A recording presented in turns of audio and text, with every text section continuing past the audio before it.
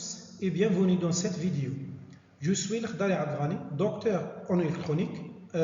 Actuellement, je suis maître assistant à l'université de Mohamed Boudiaf Msila.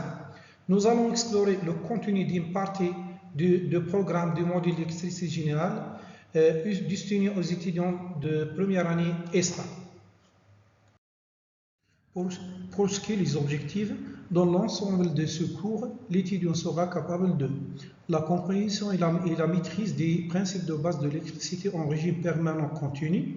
Deuxième objectif, savoir utiliser les outils nécessaires à l'application des lois et théorèmes pour le régime sinusoïdal.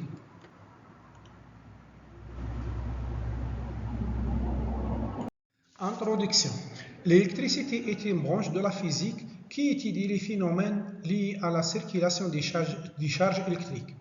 Les grandeurs électriques fondamentales sont la tension et le courant et les récepteurs électriques, tels que les résistances, les condensateurs et les inductances, sont des composants essentiels dans les circuits électriques. L'électricité est une forme d'énergie essentielle à notre monde moderne, utilisée dans de nombreux domaines, l'électronique, l'électrotechnique, télécommunications, l'éclairage, chauffage, transport, etc. Pour comprendre le fonctionnement des systèmes électriques et électroniques, il est essentiel de familiariser avec les lois fondamentales qui régissent les circuits électriques. Ces lois, comme la loi d'Ohm et les lois de Kirchhoff, Thevenin, superposition, fournissant un cadre pour analyser et résoudre des problèmes de circuit. Voilà le plan de cours. Le cours est composé par deux chapitres. Le premier chapitre, notion de base de l'électricité. On y trouve la tension, le courant, les récepteurs électriques, tels que la résistance, condensateur, inductance. La loi d'Ohm, les dipôles électriques, soit des pôles actifs, soit des pôles passifs. La puissance électrique et l'énergie. Deuxième chapitre, les théorèmes généraux de l'électricité. La loi de Kirchhoff, soit la loi de Kirchhoff d'Inu, soit la loi de Kirchhoff de May, diviseur de courant et de tension, théorème de Thevenin, théorème de Norton, théorème de superposition. Chapitre 1, notion de base de l'électricité. Définition. Premièrement, la tension. Mesure de la différence de potentiel électrique entre deux points d'un circuit exprimé en volts représente la force qui pousse les charges électriques à se déplacer.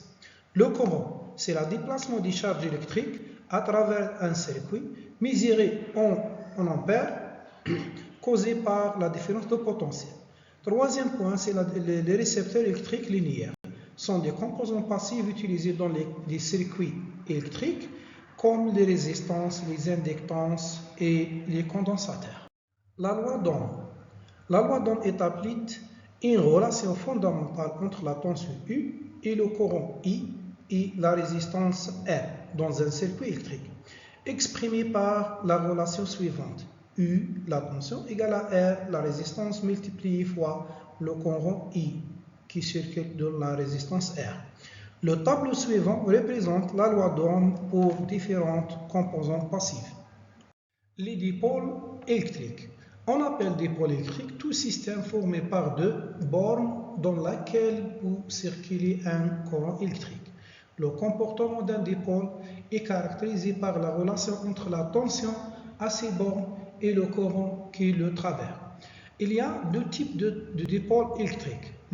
Premièrement, dipôle actif. Ce type fournit de l'énergie au circuit. Par exemple, les générateurs de tension, les piles et les batteries, les générateurs de courant. Deuxième type, les dipôles passifs. Ce type absorbe ou stocke l'énergie du circuit, comme les résistances, les condensateurs et les inductances. Loi de Kirchhoff. La première loi de Kirchhoff, c'est la loi du nœud.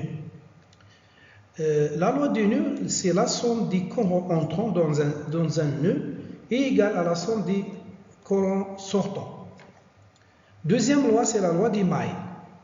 La somme algébrique des différences de potentiel, c'est-à-dire les tensions, dans un circuit, dans une maille, est nulle.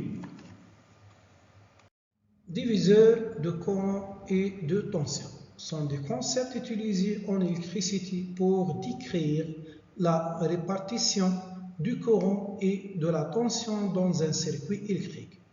Voilà un exemple qui représente le principe de pont de diviseur de tension et le deuxième exemple qui représente le principe de pont de diviseur de courant. Théorème de Thevenin. Comme principe, tout circuit linéaire vu de deux points peut être remplacé par un générateur de tension équivalent composé d'une source de tension E Thevenin en série avec une résistance R Thevenin. Voilà un exemple qui illustre la simplification d'un circuit simple avec le théorème de Thevenin.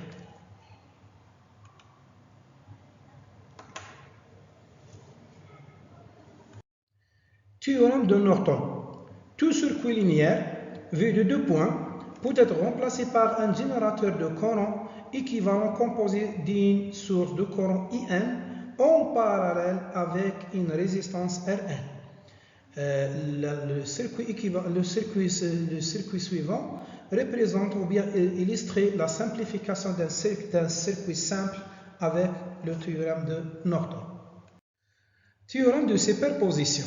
Dans un circuit linéaire, quand on a plusieurs sources indépendantes, la réponse totale est la somme des réponses individuelles de chaque source agissant seule.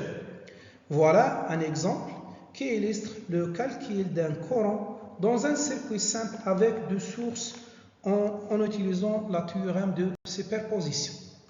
À la fin de cette vidéo pédagogique, je vous remercie de votre attention et à la prochaine, Inch'Allah.